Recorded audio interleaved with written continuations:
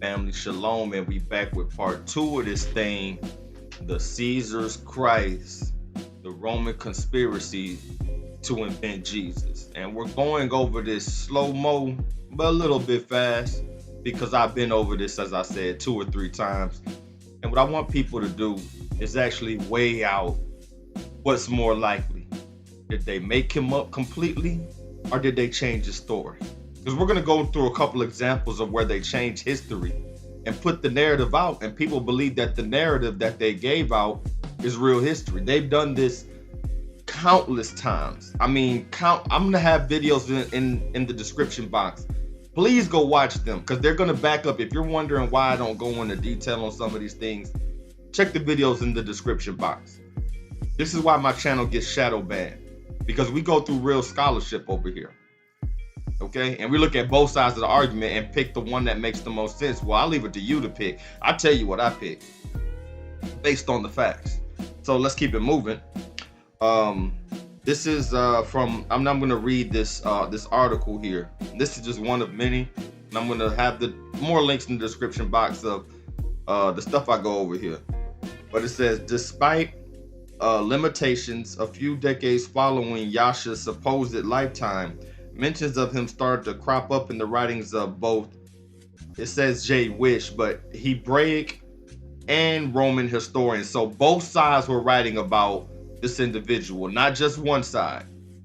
Okay, as well as dozens of texts by Christians. These are the early followers of Christ, and we're gonna dive real deep. So get your notepads ready.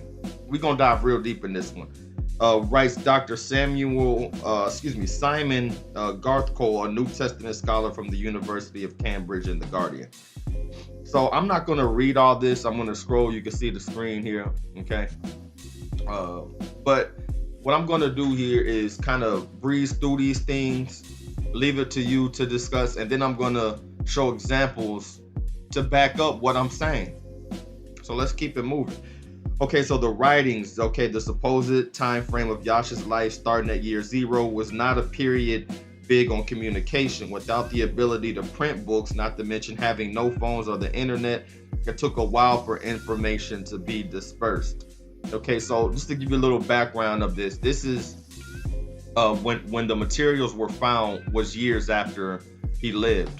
Okay, the reason being is because the area in which these events occurred was being militarized by the Roman troops, destroyed by the Roman troops, and oppressed by the Roman troops.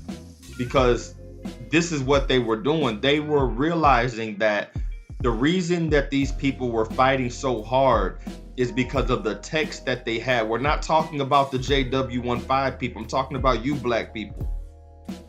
The Hebrews to Negroes that Kyrie Irving shared. This is the Hebrews part I'm trying to show you, how they made you from Hebrews to Negroes. You are the original people of the text. And they realized that your writings and your understanding of those writings were the fuel that was making you fight back. And we're going to cover more of that as I go forward. So I'm not going to read all this. Okay, but it says dozens of texts by Christians. So there were Christians that were living in that time, or I should say, they call themselves Messianics. The Messianics living at that time were actually writing about what was going on in their city before the calamity of the of what Rome had brought upon them. They were writing about it, and these writings were found as well. That you got to understand, you're being oppressed like that. These people ain't trying to let this information get out. So the first non-Christian writer to write about Yasha was the Jewish or Hebraic historian Flavius Josephus, okay, born Yosef ben Matanyahu. And I talked about this in the first section, how they still do this to this day.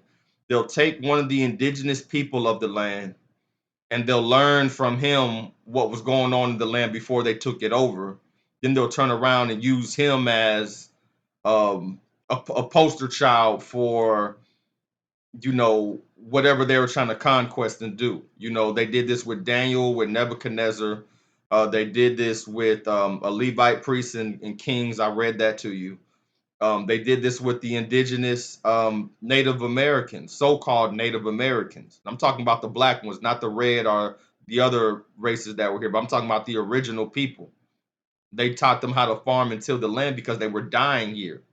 This is a theme that plays out over and over and over. When you see these researchers going through Africa, even during the slave trade, they were figuring out what villages that our people were in, because you had indigenous Africans and you had those of us that fled from 66 AD. We're going to talk more about that, but they want to say that Flavius was fake. They made him up. He was actually because their family somewhat adopted him, and just like how they, like I said, with going back with Daniel, how Daniel was like the king's third in command, and even in Egypt, dealing with Joseph, he was the second in command underneath the Pharaoh. So they know that our people are wise, so they will put us in high position. And what sense would it make to take this guy out when he can not only give us information on what's going on and how to live and how to survive, and he can also be a liaison to his people. You dig what I'm saying? So let's get to it. But he basically writes about Yasha, and he says that he had a brother named James, which James was his brother. Okay, yeah, she had more sons and daughters after, meaning Mary had more sons and daughters after Yasha. Most Christians believe that Yasha was the only child. That's not true. It's in scripture. I think Matthew 13. Okay. So as we go through here, okay. So he wrote, there was a man about this time, Yasha, a wise man, if it be lawful to call him a man, for he was a doer of wonderful works, a teacher of such as men received the truth with pleasure. He drew over to him both many of the Yehudi and many of the Gentiles. He was Christ. And when Pilate, at the suggestion of the principal man among us, had condemned him to the cross, those who loved him at first did not forsake him, for he appeared to them alive again the third day, as the divine prophets foretold these and 10,000 other wonderful things concerning him. And they, tribe of Christians, so named from him, again, they were named that, are not extinct at this day. So basically he's saying Pilate was the one that ordered him to be executed. Okay, and they want to say, oh, Josephus was a Flavian. He was actually or a turncoat, somebody that was treasonous, and he basically was making this Jesus guy up, Yasha up, right? Let's read some more though, and we're gonna see, y'all. Okay, Roman historians Pliny and Tacitus also wrote about Christ about 20 years after Josephus' book. The Annals by Tacitus from AD 115 mentioned the Roman prefect Pontius Pilate executing Yasha, alluding to crucifixion, and placed that event within the time frame that agrees with the Gospels, with the Christian Gospels. They're not Christian Gospels, okay? They're just the Gospels, okay? Really, the New Testament, the Brit Hadish. As you can see in this concept, Tacitus was not a big fan of the Christians. So he writes, Nero fastened the guilt and inflicted the most exquisite tortures on a class hated for their abominations called Christians. At the populace, wrote Tacitus, Christus, from whom the name had its origin, suffered the extreme penalty during the reign of Tiberius at the hands of our prosecutors Pontius Pilate, and a most mischievous superstition.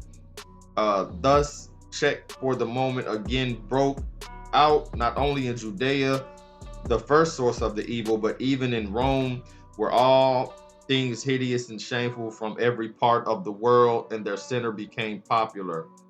Okay, accordingly, an arrest was first made of all who pleaded guilty. Then, upon their information, an immense multitude was convicted, not so much of the crime of firing the city as of hatred against mankind. So he's writing about it.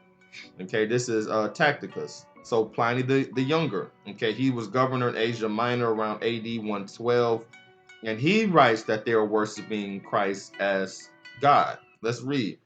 They, Christians, were in the habit of meeting on a certain fixed day before it was light, and then when they sang in alternate verses a hymn to Christ as to a God, and bound themselves to a solemn oath not to any wicked deeds, but never to commit any fraud, theft, or adultery. They were keeping the commandments. This is what I'm talking about. The pre-Constantine Christians were keeping the commandments. No theft, no adultery, which is rampant nowadays. Okay, let's continue. It said, be called to deliver up, which it was their custom to separate, then reassemble and partake of food, but of an ordinary and innocent kind. They were eating lawful foods. This is what I try to get through to you Christians, that the Christianity that you're following today, the so-called Christians back then would not recognize it. The Messianics, the followers of the Messiah back then, they wouldn't recognize any of this stuff. And I'm gonna go more into that. I'm gonna go more into it. So he writes, I don't know any mainstream scholar who doubts the historicity of Jesus, says Myers. The details have been debated for centuries, but no one who is serious doubts that he is a historical figure. And you'll find this. The people that say that he never existed, like I told you in section 1, the reason that they say that is because of Christianity. Let's be honest. That's the only reason. If it wasn't for Christianity and the control that the Catholic Church has wielded over the world, they gave you a false Christ. They gave you a false Christ. So of course, family, if I give you a counterfeit and you find out that the counterfeit is a farce, you're not looking at the fact that the counterfeit was based on the real thing, though. We're gonna get more into that. Okay, so there's evidence in the Babylonian Talmud, the J3W15H people. They don't follow the Torah. They don't follow the Old Testament. They make you believe that this. I'm lifting the veil from your eyes, if you will allow me to. They don't follow the Old Testament. They for sure don't follow the New Testament. Many of them. What they follow is the Babylonian Talmud. They follow a counterfeit Torah. They took what the Talmud is and the Kabbalah is, especially the Talmud. It's their interpretation of the scriptures. Esau is famous for following his interpretation and then putting his interpretation as that's the events. Let me read. I'm gonna go on to a tangent in a minute. There are only a few clear references to Jesus in the Babylonian Talmud, a collection of Jewish rabbinical writings compiled between approximately AD 70 through 500. Given this time frame, it is naturally supposed that the earlier reference to Yasha, or do they call Jesus, are more likely to be historically reliable than later ones. In the case of the Talmud, the earliest period compilation occurred between AD 700 and 200. The most significant reference to Yasha, or Jesus, from this period states, on the eve of Passover, Yeshua was hanged. For 40 days before the execution took place, a herald cried, he is going forth to be stoned because he has practiced sorcery and enticed Israel to apostasy. So this is and I've shown you clips. I'm showing you one now. When you so-called Christians come to me and say, oh no, those are the people over there, that's how I know you're not reading your Bible. And if you are reading your Bible, you're reading it from their perspective. You're not rightfully dividing the word. Because there's verses that say the opposite of that. Verses from Christ himself that say the opposite of that. The complete opposite. And you don't read the New Testament, most of you. So you don't read the Old Testament in the same fashion, rightfully dividing the word of truth. So of course you're lost. Of course you're lost. And this is the problem we have in society. We have a bunch of lost people, blind leading the blind. Who said that phrase? You're not studying, you're not reading, and then you're teaching people who are not studying and they're not reading. And these pastors that are put into place are given a script to read. This is the whole 501c3 thing. I'm trying to lift the veil. It's my third time trying to lift the veil from you guys. And also you Bruise too, I got something for you too.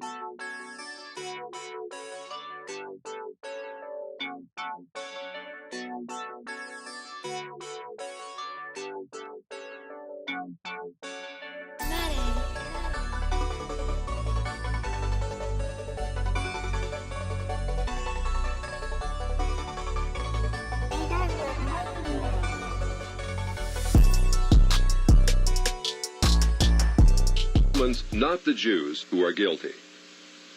Christ also called the Pharisees adulterers, an adulterous generation. The Talmud provides generous loopholes for adultery. It says the penalty for adultery does not include sex with a minor, the wife of a minor, or the wife of a heathen.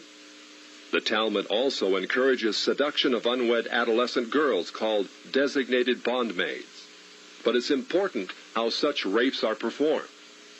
With the designated bondmaid, one is guilty only in the case of natural connection, but not in the case of perverse connection. The Pharisees reasoned that rape in a perverted manner is outside the jurisdiction of the law.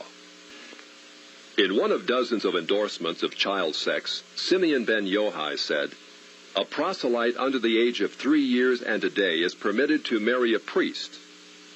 Agreeing with ben Yohai, the great Rabbah said, "When a grown-up man has intercourse with a little girl, it is nothing, for when the girl is less than this, 3 years and a day, it is as if one put the finger into the eye." The footnote to this passage says, "As tears come to the eye again and again, so does virginity come back to the little girl under 3 years." The section confirms that sexual activity with small boys is in the same category. The intercourse of a small boy is not regarded as a sexual act. So evidence from Lucian. Lucian Samosata was a 2nd century Greek satirist. In one of his works, he wrote of the early Christians as follows: "The Christians worship a man to this day, the distinguished personage who introduced their novel rites and was crucified on that account. It was impressed on them by their original lawgiver that they are all brothers from the moment they are converted, to deny the gods of Greece and worship the crucified sage and live after his laws." So of course he got some things wrong there as far as what his mission was, but you see he mentioned them though, because again they're looking at it from their perspective. They're Greeks, they're Romans, they've been worshiping statues and trees and all type of stuff all their life. They've been worshiping works made of from their hands, stones and wood. And here comes this new this place that they were trying to colonize. Now they have this leader that's teaching them to follow the laws, statutes, and commandments, which he said over and over and over, New Testament to Old Testament, Old Testament to New Testament, Apocrypha and everything else. It says to keep the laws. That's how you're going to make it, to keep what he says to do. That's why it says, "He that say I know him and keep not his commandments is a liar, and the truth is not in him." So we're going to keep it moving. So this is from, I got some articles here. It says ancient evidence for Jesus from non-Christian sources. Michael Gleghorn, 30 verses of the Holy Quran. I don't call it Holy Quran because holy means set apart. The Quran, I'm going to get into that in a further lesson. But in the Quran, they also talk about Christ. Now they'll say the Quran was written later, but just put that in your back pocket for right now, because we're gonna talk about that as well. But the Quran mentions them over 30 verses. Don Stewart, or what were the non-canonical books that were mentioned in the Old Testament? Okay, so this guy on the Blue Letter Bible. The Blue Letter Bible is a concordance. It basically breaks down the Greek in the New Testament and breaks down the Hebrew of the Old Testament, and it goes through what each word means. I use the Bible Hub concordance, but this concordance is good too. The Bible Hub for me, it goes more into details, easier to kind of read through it. But the blue letter, I use that too as a backup. And basically, um, there's a list, and I have a list of 20 books, and these books are mentioned by Scripture. So for you Christians, oh, God remove those books. No, God didn't remove it. This is more of, and excuse the euphemism, you having your head up Esau's butt. A lot of you Hebrews too. Don't think I'm just getting on the Christians. I'm getting on you Negroes too. You got your head so far up Esau's butt. If a white man in a suit comes on the TV and says something, you treat it as it's the gospel. There you go. Treat it as it's the gospel. You don't do no research. You don't look into it. Let me see what he's saying is right. This is how they can make you people do anything, because you believe them because they're in rule right now. Let's just keep it 1,000. But these books that were removed from by the Catholic Church, by the Vatican, which Vatican means divining snake. Who does the snake represent in the Bible, man? Y'all got to start putting 2 and 2 together and getting 4. If you get 5, bless your heart. But there's actually a list of 75 books, and I had a website I used to share on this channel. I'm gonna try to find it. When I do find it, I'm gonna put it in the comment section or the description box. But there's actually closer to 85 to 100 books, and I had some people tell me it's closer to 200 books that were removed. Now the 85, I can say I have verified because they're mentioned in Scripture. There'll be scriptures where it will say, this is what happened with the tribes at this time. Is it not written in the book of da da da? Is it not written in da da da? For it is written also in the records of da da da. It'll tell you this is written. And if you just look at the King James, the original King James 1619, it has 14 missing books called the Apocrypha. The word Apocrypha, give me 1 second, y'all. 1 second. We're gonna do some straightening today. See, I'm dropping stuff. The word Apocrypha. The word Apocrypha means hidden. It means hidden. These are 14 books. Excuse me, got some pictures in there. These are 14 books that were removed, okay, from the original King James Version book, the Apocrypha. Okay, the word Apocrypha means hidden. The original King James was a blackamoor king, looked just like me, big gray beard. He ruled. He sat on 3 thrones. Okay, when he seen what the Catholic Church was doing in the area, he was one of the ones after William Tyndale who translated the scriptures through. He had 56, 57 scholars, something of that nature, and had them translated to English, because back then the Catholic Church was only distributing or allowing you to have a Bible written in Latin, and people didn't speak Latin. People were speaking English. And with that being said, when you're reading Latin, you don't understand. So when you're trying to get understanding, who'd you have to go to? You had to go to Esau. You had to go to the white man. You had to go to the priest, the Catholic priest, and ask them, what does this say? And they're going to give you their interpretation of it, because they're destroying your community. And if you read something that says the enemy come not but to steal and destroy, they can flip that and say, no, we're trying to protect you. We're trying to take over to protect you. The same thing they told the slaves. They used to tell the slaves, used to whip them, beat them, rape them, and then turn around and say, no, I'm here to give you Christ so you can be free.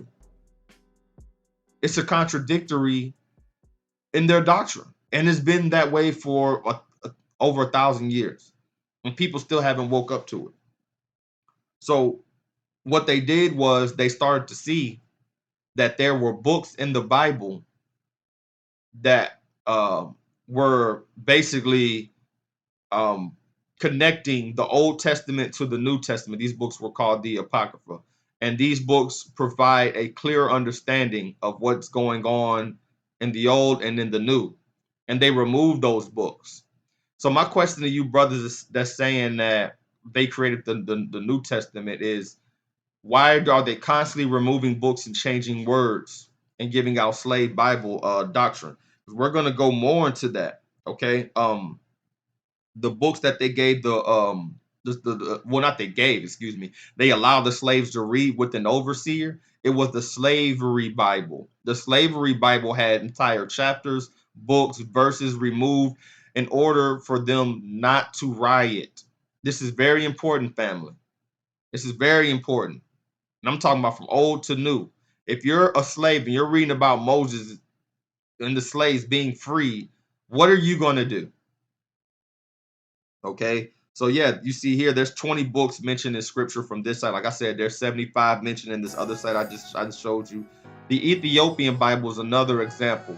It's older than the King James Bible, and it has, I think, 80 to 88 books. And what they had to do, the Ethiopians, were they took the Bible and they ironed it like with the iron, and they ironed the letters on, seared it into the papyrus or the paper. You understand what I'm saying? Because this is what Esau does. He comes in and he rewrites what you have written from your forefathers. He rewrites it. This is what causes confusion. So they had to literally burn their stuff into the papyrus so Esau couldn't change it.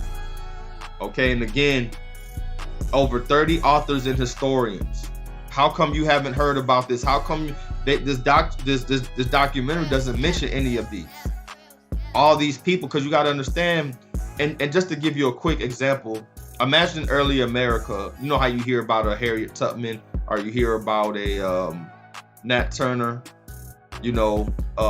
starting a revolt. Imagine if all the slaves got together and just had one huge revolt.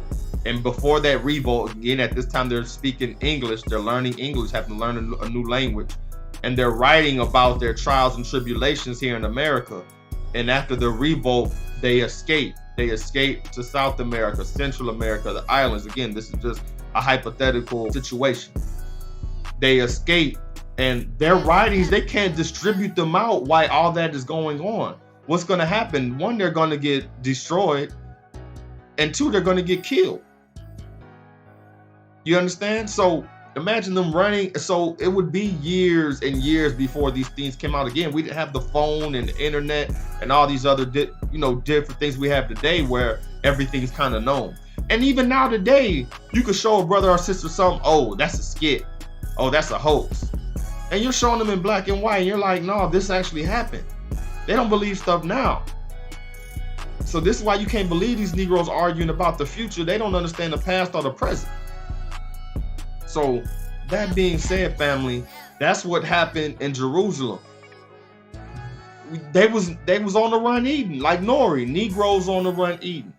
They was on the run. They didn't have time to distribute stuff. They had to hide stuff in caves. Why do you think that they found the Dead Sea Scrolls hidden in a cave, y'all? Because they probably would have got burned right along with it. These things, you understand, it happens over and over again. It's like they found a slave reading, they would kill them. They were doing the same thing back in 66 AD. That's why I said that they burned their scrolls. They burned them. Jeremiah 36, the king, when Jeremiah was reading the scroll to the king in Jeremiah 36, the king burned it. This is something, man. This is why I can't sit around and talk with brothers that don't understand history and the value thereof. This is why. So this is evidence in scripture. So we have these, so like I said, put stuff in your back pocket. Oh, that was this, that was that. I heard all the arguments. Cool, put that in your back pocket because I'm gonna ask you to bring it out later. So evidence in scripture. This is Daniel 7 and 13. Daniel 7 and 13. I saw in the night visions, and behold, one like the Son of Man came with the clouds of heaven and came to the Ancient of Days, and they brought him near before him. Who is he talking about? He goes more into detail about him coming in the clouds and everything else. Who is Daniel talking about in Daniel 7? Let's read. Isaiah 9 and 6. For unto us a child is born, unto us a son is given, and the government shall be upon his shoulder, meaning the rulership. And his name shall be called Wonderful Counselor, the Mighty God, the Everlasting Father, the Prince of Peace. Who is this? Who is this talking about? Let's look at the dates. Who is this talking about? Let's go to Enoch. This is another removed book. Enoch 46:1. There I beheld the Ancient of Days, whose head was like white wool, and with him another whose countenance resembled that of man. His countenance was full of grace, like that of one of the holy angels. Then I inquired of one of the angels who went with me, and showed me every secret thing concerning this Son of Man, who he was, whence he was, and why he accompanied the Ancient of Days. Who is this talking about, family? So Enoch was in on it too, and so was Daniel and Isaiah. So everybody's in on it. You see how dumb you sound when you say stuff like that? Let me keep going though. I'm not even halfway done. 2nd Esdras 13:3-10. And I beheld, lo, that man waxed strong with the thousands of heaven. And when he turned his countenance to look, all the things trembled that were seen under him.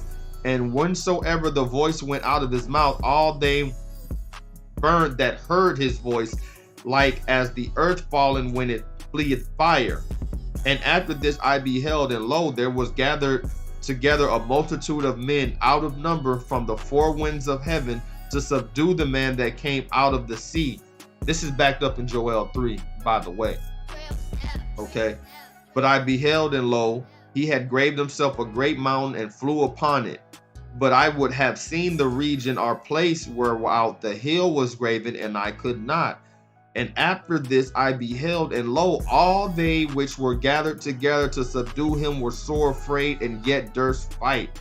And lo, as he saw the violence of the multitude that came, he neither lifted up his hand, nor held sword, nor any instrument of war, but only I saw that he sent out of his mouth as it had been a blast of fire, and out of his lips a flaming breath, and out of his tongue he cast out sparks and tempest. On the sword of his mouth. And that sounds like Revelation 2 and 3.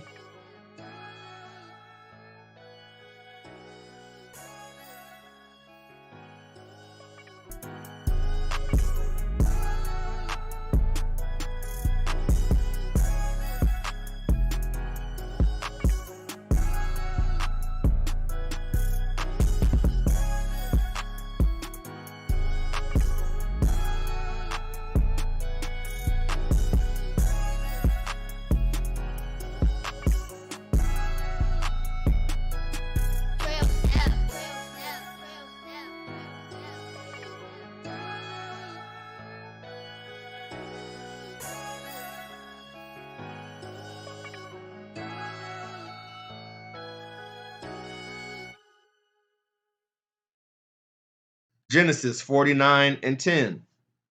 The scepter shall not depart from Judah, nor a lawgiver from between his feet, until Shiloh come. And unto him shall be the gathering of the people be. What does Shiloh mean in that verse? Do you see what it says? Are you watching what it says when it talks about Shiloh here? And this is all outside the New Testament. Who is it talking about? This is why there's some people that are Old Testament only, that don't believe that the Christ that came was Christ. They believe it was fake, a fraud, made up, or whatever. They're waiting for the Antichrist. So when this new character comes on the scene and gathers all people and they put him up as the world ruler, they're going to be fooled by that guy. Oh yes, there's many antichrists, don't get me wrong, but there's going to be a ruler though that's placed at the top. They're going to believe on him. Wisdom of Solomon 2:15-18. He is grievous unto us even to behold, for his life is not like other men's. His ways are of another fashion. We are esteemed of him as his counterfeits. They're counterfeits. They're not the real people. This is what the ruling people were saying in those days. This is coming from the people that were ruling. Okay? And to be ruling, because this is also prophecy. We are esteemed of him as counterfeits. He abstaineth from our ways as from filthiness, the ways of the heathen. He pronounces the end of the just to be blessed, and maketh his boast that God is his father. This is wisdom of Solomon. Solomon was before Yasha. Let us see if his words be true, and let us prove what shall happen in the end of him. For if the just man be the son of God, he will help him and deliver him from the hand of his enemies. Didn't they say, can't you just get down off the cross? Let's keep it moving. I got two more. Jeremiah 33:15. In those days and at that time, I will cause the branch of righteousness to grow up unto David, and he shall execute judgment and righteousness in the land. And that word branch means descendant. That's why they called him the son of David. That means the branch is talking about a descendant of David. Jeremiah 31:31 through 33. Behold, the days are coming, says the Lord, when I will make a new covenant with the house of Israel and with the house of Judah, not according to the covenant I made with their fathers in the day that I took them by the hand to lead them out of the land of Egypt, my covenant which they broke. This is what I hit them Old Testament only Hebrews in the head with. My covenant which they broke. If I had a house and you were a contractor and I wanted to do some renovations, most people do them in the kitchen. They're what? They range from $25,000, $26,000 all the way up to $40,000. And I arranged that for you. And we signed a contract. That's the covenant. And you do not complete your work. You do not complete your task. I can take you to court and you will have to suffer the penalty of payment. Those penalties were in Deuteronomy 28. That was the payment. Because we didn't fulfill our part of the contract. Oh, the Most High don't break his word. No, he didn't. We did. We did. So this is the payment we are suffering due to this. Yasha is the amendment. He's saying he will make a new covenant. What is this new covenant? This is an abridge to the old covenant. This is it's like an abridge. It's like we go to court and instead of you paying the penalty, are you paying some of the penalty? Okay, well, if you come back and do this, this, and that, and come and renovate the kitchen, then it'll be all good. But you have to do this, this, and that to come back in. You have to sign up for this new this abridgment, and my legalism, with those terms might be all, but there's an abridgment that people sign to say, okay, well, look, we're gonna do this, and we'll do this in this time. We'll agree. Both parties will agree. That's Yasha. This is the new covenant. And if it wasn't him, who is it? Is it somebody to come? Because if you believe that, I'm in total disagreement with you. And I will not congregate with you. We will not kick it. None of that.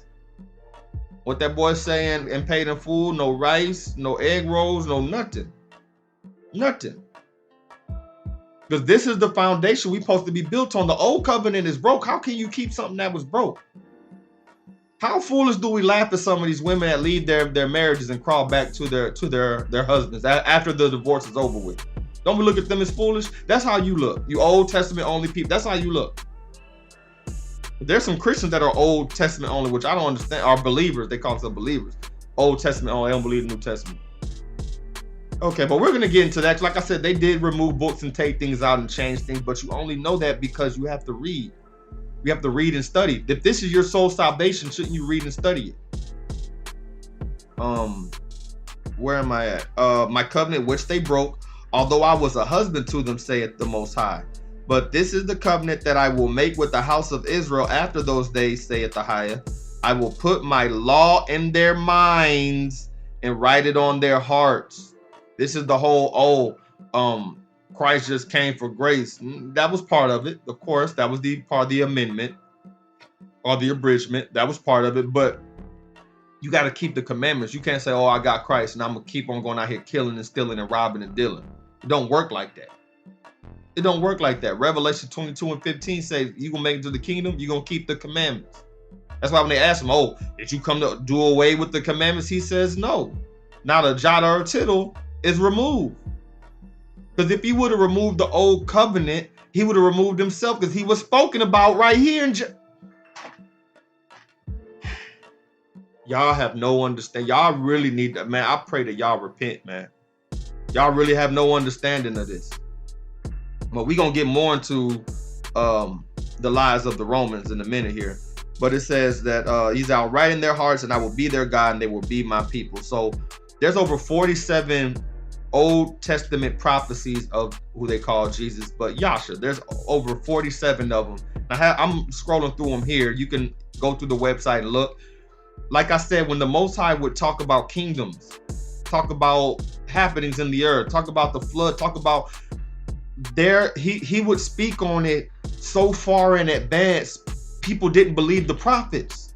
They didn't believe Noah, even though Noah wasn't the only one that wrote about a flood. The people knew about a flood after Noah's days, because once people began to multiply in the earth, they were told, hey man, my granddad said it was a flood. And even after that, way after that, there were writings and scrolls, and the Egyptians had a story about a flood. You won't find an ancient culture that didn't have a story about beings coming from the sky, Anunnaki, aliens, what we call today or whatever, and you won't find a story where they don't talk about a flood. You won't. You won't. The Sumerians, the Babylonians, the Egyptians, the Hebrews, the Africans, you won't find one that never spoke of it or don't have any story about it. And even if you don't want to believe the ancient texts, the archaeologists, brothers, the archaeologists went back and they found evidence of a flood on the pyramid Giza. The reason why there's a cap on there is because that's where the flood water stopped. Y'all think your brother just be reading these books and be trying to look fly in front of y'all? I do my research. That's why you can't just run up on me with anything when I be like, nah, brother, that ain't right. And brothers want to, oh, you being boastful. You being, no, brother. You're looking into what somebody told you to look into. You haven't looked down and studied this for yourself and seen if these things line up. You've seen a nice presentation and you ran with it. Shame on you. Don't do that. And if you do that, because I've made mistakes. I'm not talking like I'm big bad Pumbaa up here sitting on the throne. When somebody said, hey man, that ain't right, that ain't correct, and then they gave me the information, and I'm looking at what they got and what I got, and I'm like, oh, you know what, yours lines up way better, makes way more sense. I got all kinds of holes in this. I'm gonna go with this. And I have brothers and sisters that respect me. They be like, oh brother, if you want to go with that, go. I say, no brother, it ain't about me. It ain't about me saving face. It's about what's right. And what you have is more right. It makes more sense. So I'm gonna continue to look into this, but this is the way I'm gonna go with it. And that's what I presented. I'm like, no, this is right. Like when I was studying Nate, this is stuff I was doing before I even started making these videos.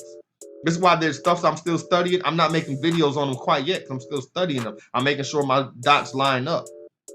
I'm not gonna bring something to you and get on here freestyling. This ain't Big Tigger in the basement. I don't want to talk with somebody that's just gonna be freestyling their opinion. We're gonna argue for hours. What happened and what didn't happen? What can we verify and not verify? Which is more likely and which is more unlikely? That's what I'm gonna go with.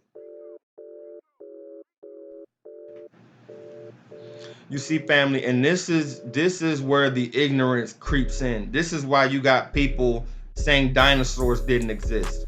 Dinosaurs were called dragons back in the day. The term dinosaur is very new, but dinosaurs were called dragons, and there's archaeological evidence, there's writings, there were pictures, there were people's testimonies of old that talked about these creatures. I understand some of the museum are made up. I've seen the evidence of that, but they did exist. In some form or fashion, they did exist. You got people saying that the slavery and the slave trade didn't exist. Just because a small portion of slaves were brought to North America, and the quote unquote were the slave ships. You know how much upkeep a boat needs? Because part of what I do deals with the boating industry. This is my job. Boats take a lot of upkeep and maintenance if you're just letting them just sit around like a car. If I sell you a car, regardless of how new or old it is, especially if it's older though, and you just let it sit in the driveway, something's gonna happen to it. The same thing with boats in the water or boats sitting in your garage or tent or wherever you keep it. So no, they're not gonna be around, but they built statues under the ocean for the slaves that jumped out. The white shark changed its migration pattern because so much black meat was thrown overboard because they wouldn't eat, they got in trouble, whatever. They weren't doing what the slave master wanted. They got thrown overboard. Millions, tens of millions. Yes, most of slave ships hit South America, Central America, and the islands. Yes, there were black indigenous people here that spoke Hebrew.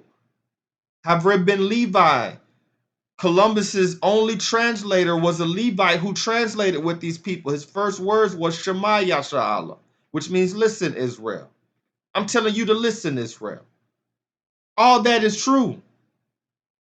This is why the Hebrews to Negroes, again, going back to Kyrie Irving that he shared, got so much kickback. They don't want you niggas waking up to the truth. They want you to believe what white zaddy said and what white mama said and what white America said. Eat that apple pie, eat the turkey, and take your behind the war for them so they can get more oil and more substance. That's the bottom line of it. But you got niggas running around. And I said like I meant it. You got niggas running around talking about, oh, the slave trade ain't never happened. The white man told you that. Maybe they lied about certain parts of it, but it absolutely did happen. There's too much evidence of it. You go back to Africa, they got ports where what were the ports for? Got Africans admitting it. I'm talking about bloodline Africans admitting it. But you got some nigga in 2023 saying it didn't happen. You got people, yeah, man, you gotta stay woke. I hate the word woke. I hate you woke niggas, man. For real, I do. And sisters. You so woke and don't know a damn thing.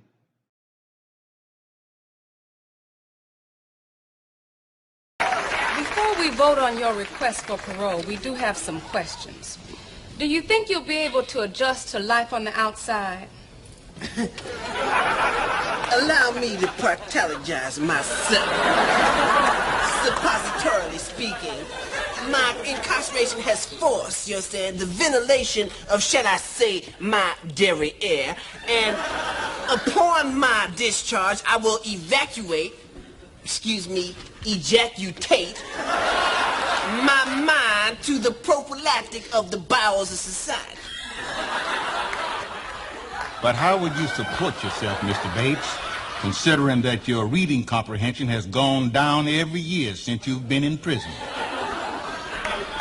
A very vaginative proposition, my man. That is to say, prostitution pertaining to the cotex, you understand, of the argument. I myself have imminentized my liquidation, therefore, ergo, i.e., that is the instigation, which is excessive cleavage, shall we say. So, let me clarify, or, excuse me, clarify. In other words, I'd probably teach. They lied about the freedom fighters. You got people saying Harriet Tubman didn't exist. You got people saying Nat Turner didn't exist. I'm trying to watch my y'all are crazy. Y'all are really crazy, unlearned, and so confident. Like I said, like the word says, the fool is confident as hell. There were plenty. Listen to me, Israel. There were literally thousands of slave revolts. They could not control the slaves. They couldn't do it. Look at the Gullah Wars. They couldn't control the slaves. Black natives. You got people laughing at the fact that the Egyptians were black. There's a page I follow, and they talk about some Kemet stuff on a spiritual note. I don't follow that, but the historical stuff is deep. They look at the bone structures and everything else, the people that invaded with the Arab invasion, the Greek invasion before that, the Roman invasion after the Greeks. And they basically show how they tried to change the history and the look of these nations, even these nations I'm talking about, family. If you go to South America, or met somebody that went to South America, Central America, Mexico, the islands, even Spain, y'all, Egypt, the Middle East, it's people that look like me are more in the majority than the light-skinned, so-called fair-skinned Arabs and white folks that you see on the screen. You'll see more people that look like me in Italy, in Italia, in Portugal, in Spain, than you see that look like them. But you can't tell these Negroes nothing because they don't do no research and they don't go nowhere. They want to buy Jordans and watch BET all day and argue about stats on sports instead of understanding who they are, where they come from, and what's going on. I can't help those people. So when you talk about the black natives and that Columbus, when he came here, they called him pale face. But you got Chuck Norris talking about he's an Indian, man. And this ain't no bullying or nothing like that. So nobody says it's bullying or harassment. This is talking about the historical facts versus what they told us. Okay, the Blackamoor Kings of Europe. I was talking with a professor. This is why I say, man, I said in that line on that song.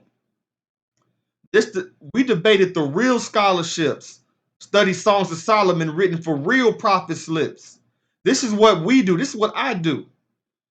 I done debated professors, people are all different types of backgrounds, Freemasons all up top of people in politics, people in the music industry that's making money off of this stuff, people that own CEOs. I done debated them on this and they all fell flat because I know what I'm talking about. Praise the Most High. I'm not bragging on myself. Praise the Most High. All glory to a higher. They don't know what they talking about. That's why, but they can run that game on you because you'll look, man, he's successful, man. No, he don't.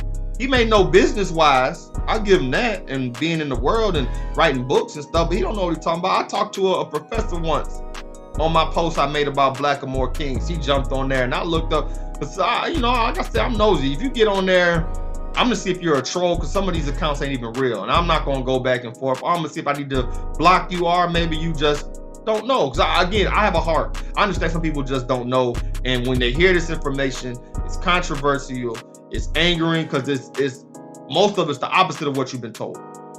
So he was upset and he said something. I looked up and like, no, he was a professor in Cambridge or something, like somewhere over there. You know what I'm saying? He was a professor, real live professor, had a family and everything else. I'm not gonna dox him. But yeah, so I sent him a picture of a book that was written from somebody from his university, the Blackamoor Kings. And it had black people on horses running through the fields on the cover. He completely changed the subject. He started talking about rainbows and Skittles and Milky Ways and all just stupid. I'm like, wait a minute. How did we get from, what are you talking about? He just started talking about something else. He just like you change the channel, like you have a channel with sports on and he just changed it and it's a soap opera. That's what he did. These people don't know what they're talking about. Black inventors, another thing. The black man invented the car. Ford took the car from a black man. You dig what I'm saying? Israel, look, I'm telling you these things because you are a great people. You are kings and queens. You are royalty. You are a spiritual people, but you don't have a spiritual base as a whole. And these people know that. That's why they flood you with all these different things to lead you away from the Most High. They flood you with the LGBTQ. They flood you with entertainment and worship and money. They flood you with this over-sexuality that we're dealing with, this hypersexuality. So you're always worried about who you getting it from, when's the next piece, and swipe left, swipe right. They flood you with false religion. This is why I have a problem with Christianity. We're going to get more into it because they're giving you a piece of it. There's verses your pastor ain't going to read to you. So with that being said, let's go to this next section before I get on my, I'm telling you, I'm telling you. So this is the lies of the Roman rulers. Okay? And better yet known as Esau in the scriptures. Okay? Well, we're going to break it all the way down. So Deuteronomy 2:12. The Horims also dwelt in Seir before time, but the children of Esau succeeded them when they had destroyed them from before them and dwelt in their stead, as Israel did unto the land of his possession, which Ahiah gave unto them. So this is saying before they were in Seir. This is very important. And I say this for educational purposes. When you see some of these pro-black or these black activists or some people in general calling them cave dwellers and knuckle draggers, This is kind of where it came from, because they took over Mount Seir. The point is, there were people there in Mount Seir before them. They aren't even the original quote unquote cave dwellers. Dwellers. The Horim were. The Horim are the Chorim, the Chorites. These were Canaanite, African, Hamitic people that were living in Mount Seir. They took them out and they reigned in their stead, and then they were called what they were called. Because if you look, originally the Tridogylite wasn't the so-called white man, it was the African. This is the history lesson. Let's get to Yasha 61 and 25. People say, well, how did they get to Europe? And their king Zepho went at their head and made war with Tubal and the islands.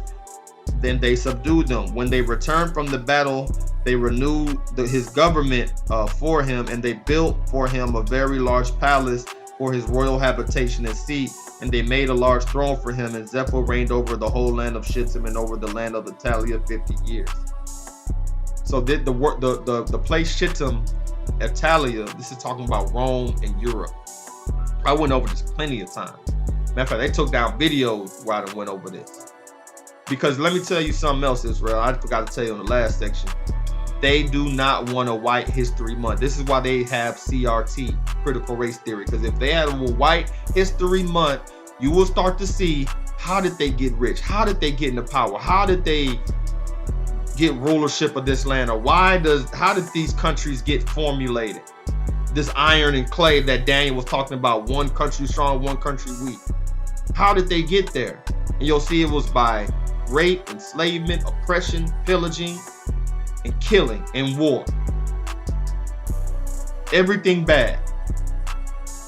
But Tubal, who Zepho, the son of Esau, went to war with, Tubal was actually a Japhethite.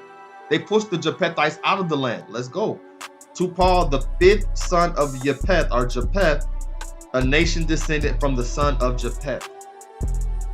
Do y'all see what's going on? Do y'all see a pattern here of what Esau does? Do y'all see a pattern of what the Romans do? Let's get to it. Daniel 2 and 40. And the fourth kingdom shall be strong as iron, for as much iron breaketh in pieces and subdueth all things, and that iron as breaketh all these shall break it in pieces and bruise. So he's gonna speak on why it's iron and clay, and the iron and clay don't mix. Daniel 2, 41 through 45. And whereas thou sawest the feet and toes, part of potter's clay and part of iron, the kingdom shall be divided, but there shall be in it the strength of iron, for as much thou sawest the iron mixed with the merry clay. So you're going to have a strong kingdom, like a strong Denmark, a strong Europe, European nations, Spain, Portugal, Czechoslovakia, Turkey. Then you're going to have the weak brown and black nations, the countries in Africa, Nigeria, and you see Lagos and South America, Brazil. They're falling apart. And what's another one? And I'm speaking economically and more so in comparison to the stronger countries. Okay, Central America, Panama, and how they basically ravaged, took the resources, and it's all in their countries, in England, and things of that nature. So this is what Daniel's saying. And as the toes and the feet were part of iron and part of clay, so the kingdom shall be partly strong and partly broken. And whereas thou saw the iron mixed with the miry clay, they shall mingle themselves with the seed of men, but they shall not cleave one to another, even as iron is not mixed with clay. We're going to go deeper into that on another lesson, though. But in the days of these things shall the most high power of heaven set up a kingdom which shall never be destroyed. How shall he set this kingdom up? Are we in the end days or not? But it shall break in pieces and consume all these kingdoms, and it shall stand forever. For as much as thou saw the stone was cut out of the mountain without hands, and that it break in pieces the iron, the brass, the clay, the silver, and the gold, the great God hath made known to the king what shall come to pass hereafter, and the dream is certain, and the interpretation thereof is true. So just to let y'all know, another thing that they did with the book of Daniel is they moved the chapters around. Daniel's not in chronological order, the way that they put the book of Daniel in there. The chapters aren't. This is just something that they do to confuse you. But this is why you got to study to show thyself approved. This is why you got to ask the Most High for discernment. Obadiah 1:1-8. The vision of Obadiah. Thus say the Lord God concerning Edom, we have heard a rumor from the Lord, and an ambassador sent among the heathen. Arise ye, and let us rise up against her in battle. Behold, I have made thee small among the heathen, thou art greatly despised. Again, you go to these countries or talk to somebody that's been to these countries. Okay? They look like me. They're brown and black people, mostly. And what is shown on TV is not that. But I've shown you over and over, that's not the case. They went around the world and mixed in with all these indigenous people and then claimed that they were the people. This is what they do. They create buffer classes. The mulatto in South America, in Central America even, they created a buffer class. What's a buffer class? That's when the Spaniards moved different than the British did in America. In the British, if you had one drop of black blood, you were black. What the Spanish did was the Spanish men, Columbus, his crusaders, would go in, sleep with the indigenous women, really rape them. And then afterwards, they would have children. The children, of course, would be like, because you are what your father is. They would be the seed of Esau. So, but they would be mixed in our language. So the mix were given a better quality of life. They were still treated bad, but not as bad as the quote unquote darkies. You dig what I'm saying? The more dark, the more colored people. So they had things like what's the La La Raza, the Mela La Raza, where that saying in the Spanish era, the Spanish areas, excuse me, was meaning to lighten the race. Mela La Raza. It meant to whiten the race, where they would encourage their daughters and their sons, especially their daughters though, to go sleep with these white men and have white babies because they felt like it was making the race better. You look at the highest sales of skin whitener and skin lightener is sold in the Caribbean. Even in Africa, they do have this colorism. We don't have it much in America, so it's kind of foreign to us. But in these other lands, it does exist. Okay, so they're the minority, but they went around the world calling us a minority. They were literally called a minority, and they're the minority. So that's what this scripture is saying. The pride of thine heart has deceived thee, thou that dwellest in the clefts of the rock. That's talking about seer. It's talking about their origin, where they took out the horns. See how they keep taking people out and standing in their stead? Let's keep it moving. Okay, whose habitation is high, who saith in his heart, who shall bring me down to the ground? Thou that exalt thyself as the eagle, and though thou set thy nest among the stars, thence will I bring thee down, saith the Most High. And I can go deeper into that. But yeah, look at the eagle and the stars. What does that sound like to you? Just off of symbolism. If these came to thee robbers by night, how art thou cut off? Would they not have stolen till they had enough? If the grape gatherers came to thee, would they not leave some grapes? See, the thing about this power, Esau, that's ruling under his kingdom, they take everything from you. That's what they clean you out to the point where you now have to go to them and want up all things. How are the things of Esau searched out? How are his hidden things sought up? Remember his hidden things in the Vatican? He's hiding all this stuff from you. This is why there's so much confusion. He's taking the truth. If the Bible was meant to enslave people, why would they need to change it? If the Bible is the white man's book, why isn't it taught in his institutions? They teaching you the Big Bang Theory. They teaching you atheism. They teaching you evolution. Things that haven't been proven, none of them. Oh, Big Bang stuff just blew up and made everything just like it is today. Really? What proof do you have of that? Oh, well, the scientists wrote it right here. Okay, well, that's not proof. You know what I'm saying? We all have faith at some point. That's what we all gotta have faith at some point. But is it likely that this happened that way, or likely that it happened another way? Because even, okay, something blew up. What blew up? Matter blew up. Who put the matter there? We're gonna walk this thing down. Okay. All the men of thy confederacy, the Confederate flag, have brought thee even to the border. The men that were at peace with thee have deceived thee and prevailed against thee, that they eat thy bread, have laid a wound under thee. There is none understanding in him. There's no understanding in Esau. I'm speaking specifically to the rulership, the people that push the rulership. There's no understanding. They will fight, die, storm the Capitol for their forefathers. Straight up. They don't understand any of these scriptures. That's why it's dumb as hell to listen to them concerning anything concerning scripture. And especially when they're at a high level. Because if they're at a level of understanding, they're going to be putting the real Israel first. They're not going to be talking about the JW15 people. They're not going to be talking about the New Testament is pro-Rome. They're not going to be talking about the God of the Old Testament different from the God of the New Testament. If you take out Revelations in certain verses where Yasha was like, you're going to be burned with fire. Well, yeah, you're going to think, oh, man, this guy's a nice guy. The image of a white Jesus has been used to justify enslavement, conquest, colonialism, the genocide of indigenous peoples. There are literally millions of human beings whose lives have been snuffed out by people who conquered under the banner of a white God. He's speaking a lot of truth. I can figure it out. If y'all are the chosen ones, shouldn't y'all be obeying better than me? I mean, I even try to keep the fourth commandment. Sabbath day. Try to keep the Sabbath day holy.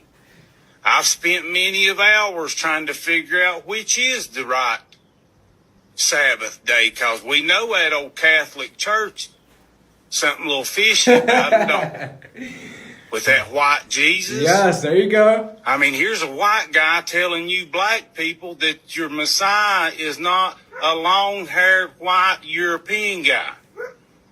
Your Messiah is Hebrew. There you go. My darker-skinned brothers and sisters. When are you guys going to wake up and become kings and queens? And by the way, nice means stupid. Look it up. It says, shall I not in that day, saith the Most High, even destroy the wise men out of Edom and all and understanding out of the mount of Esau? So y'all understanding, a lot of you people's understanding is according to Esau. Is according to the Catholic Church. Is according to Christianity. And that's why documentaries like this and stuff like this can fool you.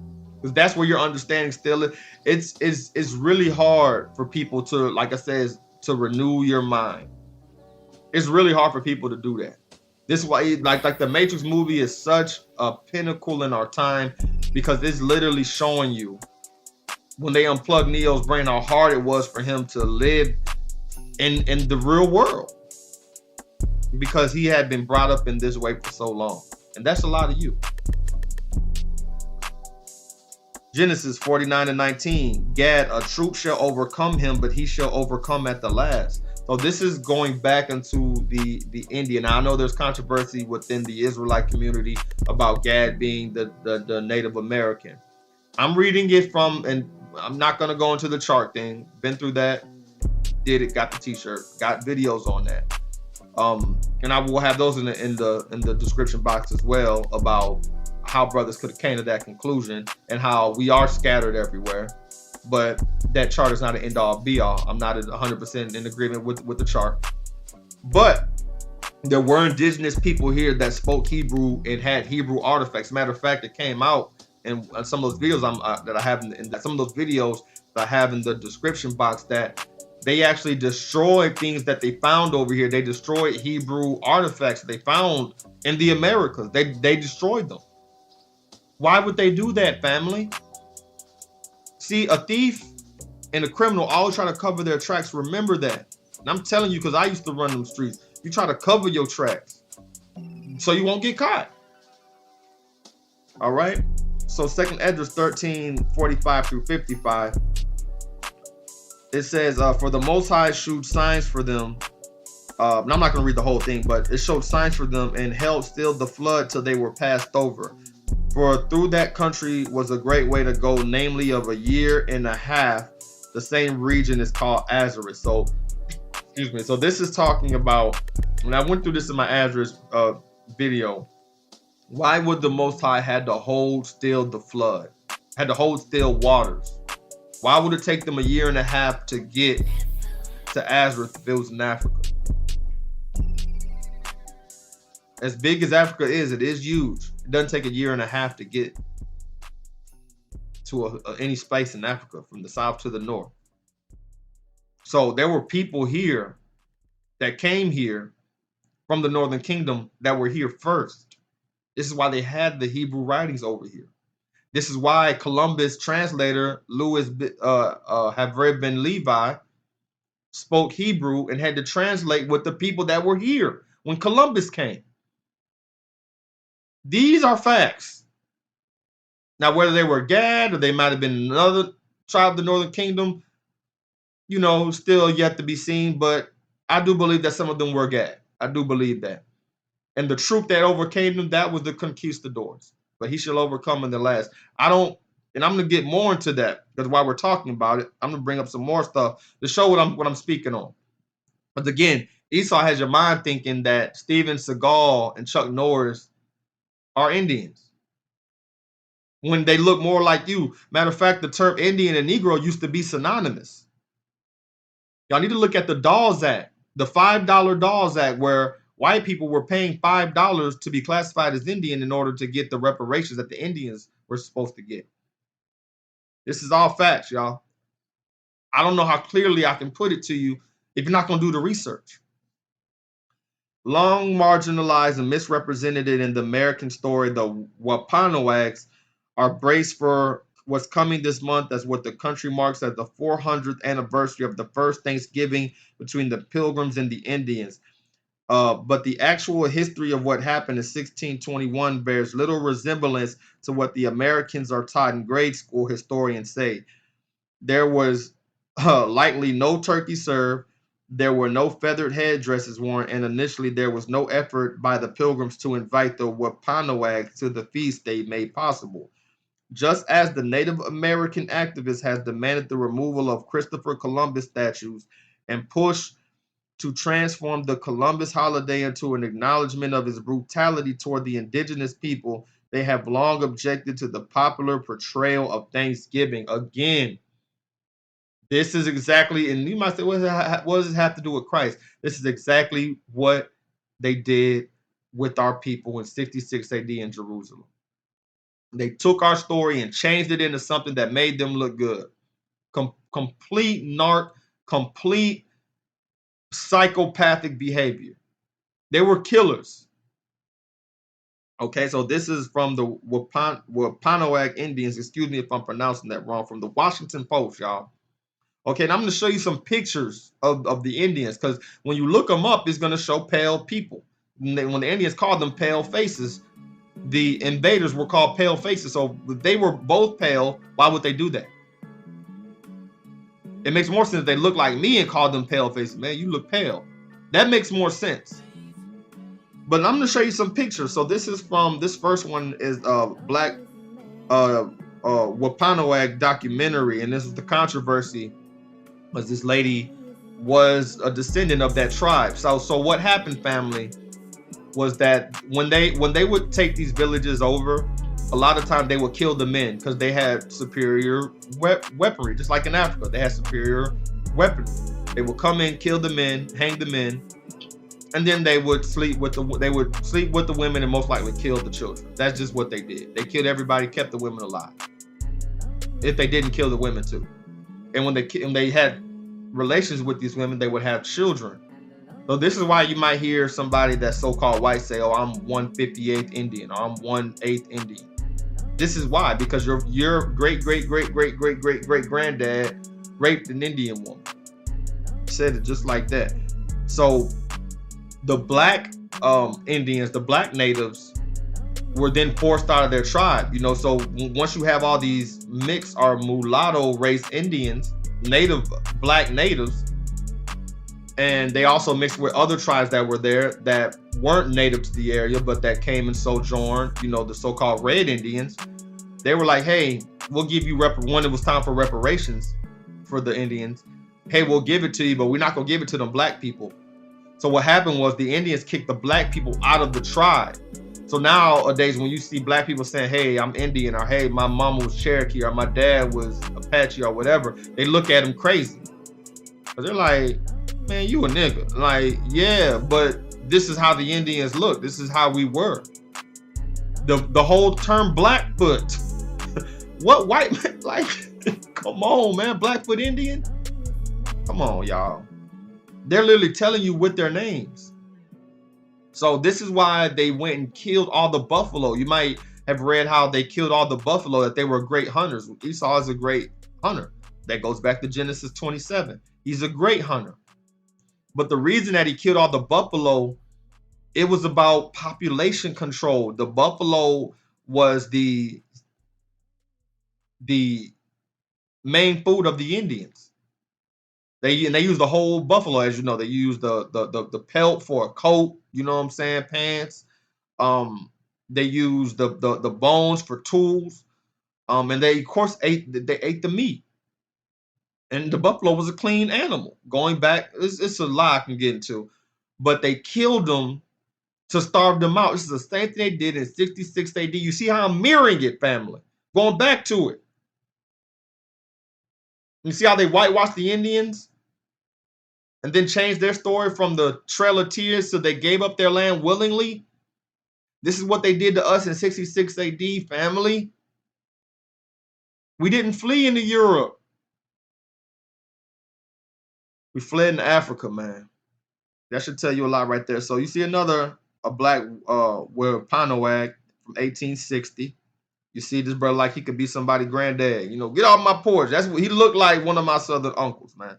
See, there's another one there. There's another documentary about black natives. Okay? And these people are coming with receipts. And you see here another picture. See also the black Iroquois, the people of Chicago. You see why they have the Black Hawk Chicago? I got a beanie over here. The Black Hawks. They're telling you in their name what they look like.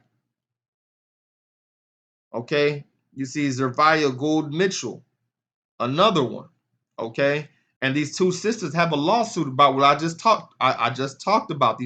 These red and white Indians got their checks and their reparations and their help for the government for everything that they lost.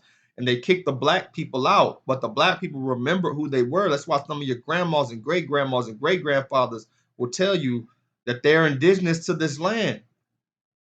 That part is true. That doesn't mean that the slave trade didn't happen, but they were indigenous to this land.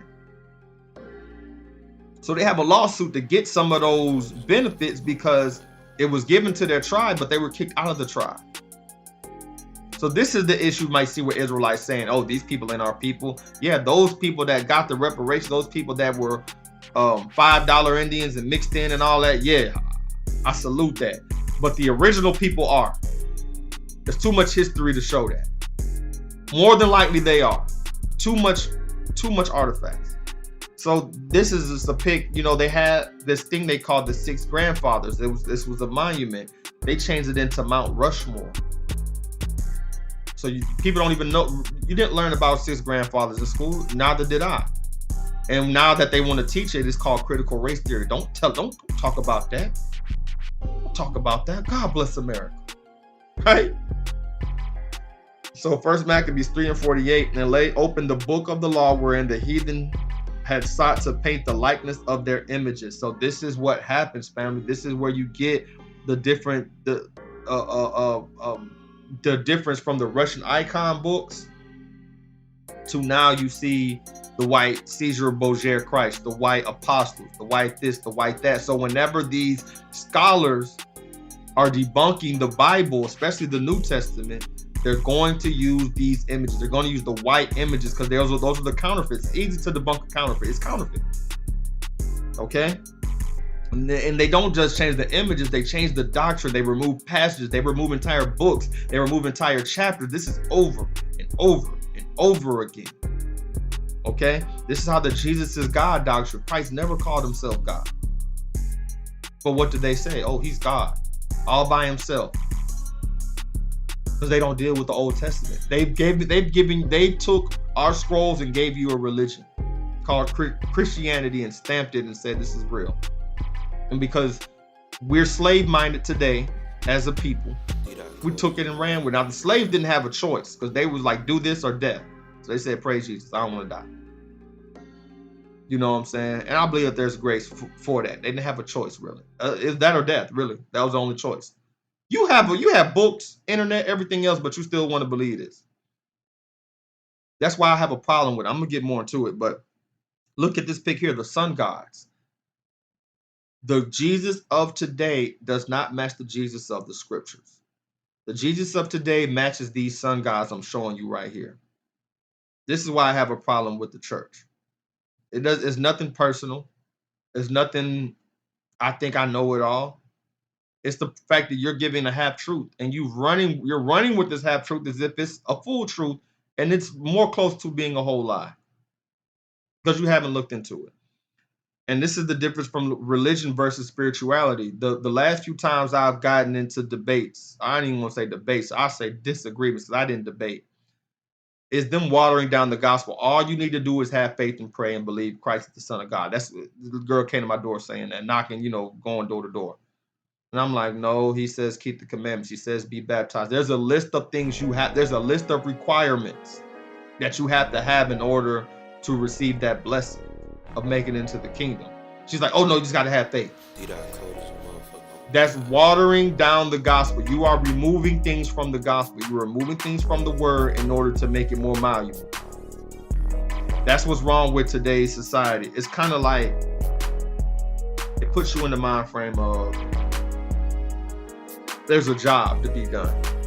There's a job, and in order for you to have this job, you need to have these certifications. Or better yet, in school, in order to get the team, you got to have these qualifications. You got to be able to run this fast or this far in this amount of time. And if you can't do it, well, you're not gonna make the team. See what they've done now, they've changed those requirements. Now everybody gets a trophy. Now we don't have any class. We just, everybody just all over the place. So the next thing they didn't touch in here, which I waited for them to touch, I didn't see them touch it, is that the Catholic Church is rumored to have removed 300 years from history. Notice this, family.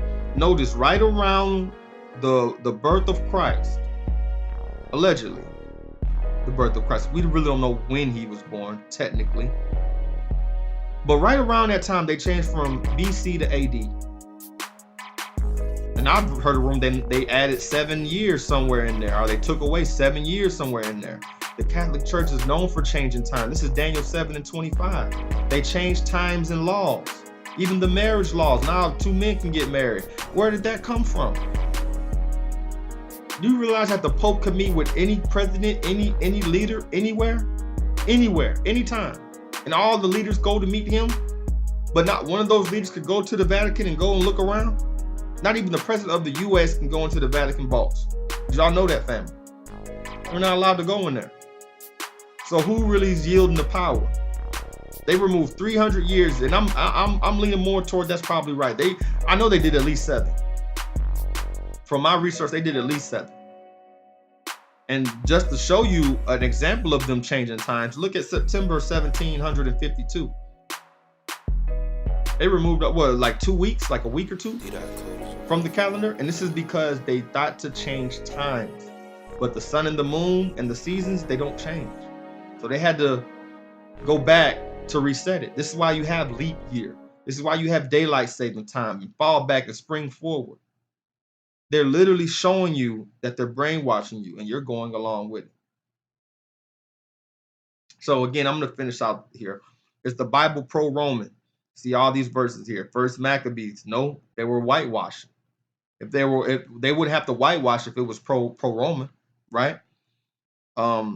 Sunday worship is an abomination. You see the verses there. That Sunday worship is a Roman Catholic thing. This is the Esau thing. They've been worshiping the sun. That's not a Hebrew thing. Ishtar, Easter is paganism. That lady was right when she said that. It is. It's pagan. Has nothing to do with Christ. Nothing to do with the resurrection. It has to do with bunnies and a fertility ritual. That's what it was. Herios Gamos. Jeremiah 10:3. Christmas is also pagan. Christ never celebrated it, ever.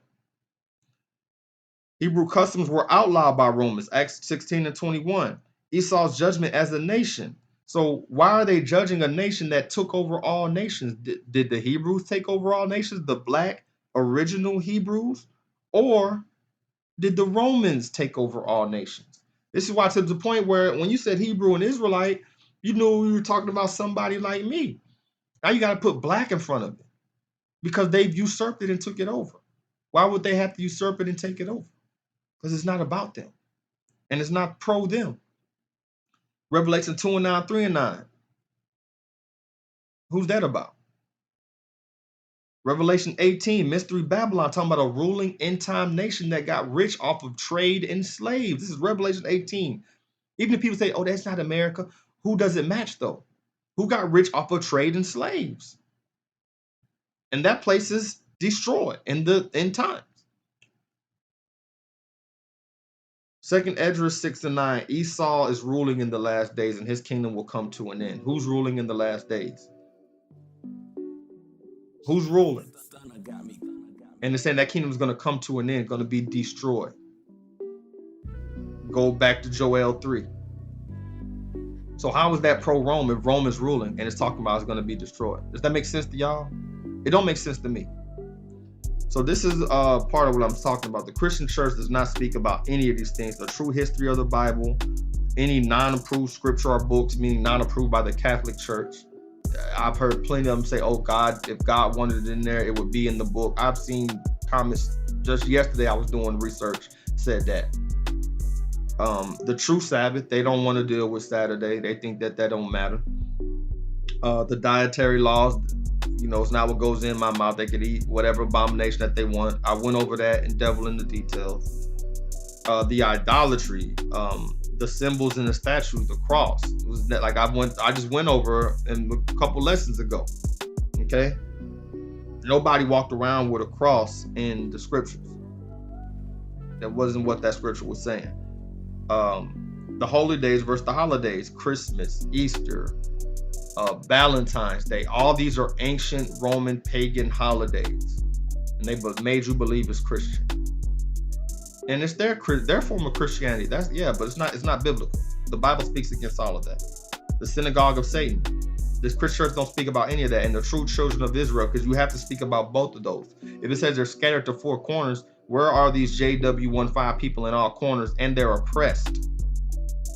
You can't even talk about it. I gotta call them J3W15 because if I say the actual word, they'll flag the video, flag the whole channel. Even though I'm not even bashing them, just talking about them at all, historically or what have you. So yeah, they have a 501c3 contract with the government. This is why they cannot speak on these issues, family. I need y'all to hear me with this. They can't speak on it. All right, so I'm gonna cover some more stuff. I have another lesson I'm working on, but we're gonna finish this out with the conclusion. 2 Timothy 2:15, study to shew thyself approved unto a hire, a workman that needeth not to be ashamed, rightly dividing the word of truth. Rightly dividing the word of truth. This is where I got to get back on you Hebrews. When a brother or sister is coming up to you and asking you about a specific nation, a specific time, a specific people, and you're going all over the map because you got all this knowledge, quote unquote, over all this stuff, you're confusing the hell out of people. Even me, sometimes I'll be like, hey man, you're saying I'm wrong on this, but is these verses not talking about this kingdom in this time? And you'll go way into this chapter. And I'm not talking about people going line upon line. I get that. I'm not talking about that. I'm talking about people literally just changing subjects, like talking about that. Like I'm asking about Rome, you tell me about Egypt. Now, Rome and Egypt they are connected because the lot of stuff they did, they were both sun worshipers and everything else. I get that. But let's talk about Rome first, then connected to Egypt. Show me scriptures about Rome, then connected to Egypt. I got a whole series about Jacob's tribulation where I talk about Egypt, talk about Rome, and I talk about America, and I connect all three of those kingdoms because they were all doing the same thing. But I talk about that kingdom on that one, this kingdom on this one, this kingdom on that one. Then I connect it all. They ask you about Rome, you talk about Greece. Like, bro, can we talk about Rome first? Some of y'all don't need to be teaching. Some of y'all niggas and ladies, some of y'all do not need to be speaking on some things because you don't have the discernment to know what people are asking about and how to answer their questions. If they're asking about baptism, why are you talking about prayer? Not that prayer isn't needed or isn't important. They're asking you about baptism. And this is what a lot of them camps do. Camps do this too. Okay, so this is where we get to Hosea 4:6. My people are destroyed for lack of knowledge because thou hast rejected knowledge. You reject this. You reject these facts. You reject this stuff. Over 175 sources of people that went and looked and seen people were talking about Christ. You're going to say, oh no, he never existed. Because they put together this nice documentary, and I'm convinced. I will also reject thee, that thou shalt be no priest to me. Seeing that thou hast forgotten the law of thy power, I will also forget thy children. And that's the word of the Most High, family. We're going to end it there. And I'm just going to ask you this. Is everybody lying? Is it more likely that he didn't exist? Or is it more likely that they lied about his story, the ruling powers that be to control people? Which think about it. Was Isaiah lying? Was Esdras lying? Was Daniel lying? Was Jeremiah lying? Was Enoch lying? My people that believe. Were the Roman rulers lying? Were the pre-Constantine Christians of that time lying? Were the Hebrew scholars of that time lying? Were all these people lying to brainwash you? Or is it more likely they took a story, took scrolls, and they're burning scriptures. They're burning all type of stuff while everybody's lying. If they're lying, why are they burning it? Are they burning the lies or burning the truth? Which is more likely? When they do book burnings, were they burning the lies or the truth? Book burnings is a real thing. Nowadays, they call it a copyright strike. You dig what I'm saying? Which is more likely? All these people are lying, or that they changed the story up to fit their narrative so they can continue their rulership? Which makes more sense? Notice they don't say this about Muhammad. They don't say this about Krishna. They don't say this about Buddha. Why they always got to focus on Christ and the Most High? When people say, I don't believe in God, they're not talking, what God they talking about? They're not talking about the God of the Vishnus. They're not talking about the God of the voodoo God. They're not talking about none of that. They're talking about the God of they're talking about the God of the Bible. Why so much focus on him if he ain't real? Why don't y'all focus on Buddha and Allah and all this other stuff? So you got to make that decision for yourself, because either all these people are lying, he didn't come yet, and if you're waiting for one to come, you're pretty much ripe for destruction. So with that being said, family, shalom, peace, Israel. Stay on your books, man. Peace.